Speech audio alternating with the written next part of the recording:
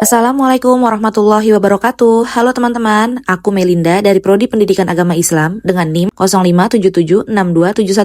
Pada video ini aku bakal bahas secara sederhana tentang ontologi, epistemologi, dan aksiologi sebagai dasar dalam filsafat ilmu. Kalau kita bicara tentang filsafat ilmu, sebenarnya kita lagi mencoba memahami ilmu itu apa sih, dapatnya dari mana, dan dipakai untuk apa. Singkatnya, filsafat ilmu membantu kita memahami apa itu ilmu, bagaimana ilmu diperoleh, dan untuk apa ilmu digunakan.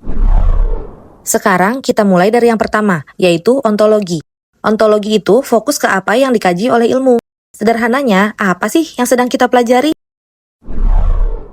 Kita ambil contoh, kalau kita belajar ilmu ekonomi, objeknya adalah kegiatan ekonomi seperti jual beli, produksi, dan konsumsi. Kalau di ilmu kesehatan, yang dikaji adalah tubuh manusia, penyakit, dan cara penyembuhannya. Jadi, ontologi ini membantu kita menentukan fokus. Tanpa ontologi, ilmu itu seperti nggak punya arah, karena tidak jelas apa yang dibahas.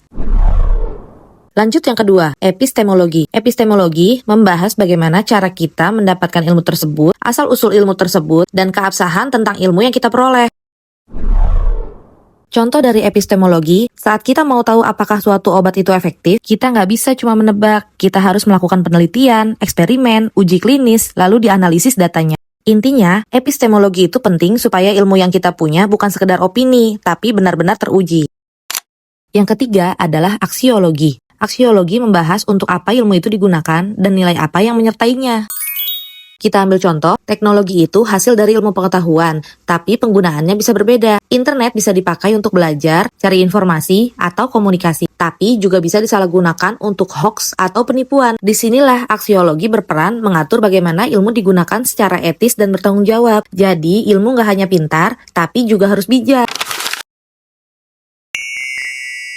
Sekarang kita bahas keterkaitan ontologi, epistemologi, dan aksiologi sebagai fondasi utama filsafat ilmu.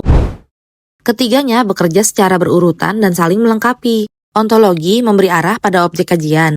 Epistemologi memastikan cara memperoleh pengetahuan itu valid. Dan aksiologi memastikan ilmu tersebut digunakan secara bijak dan bermanfaat.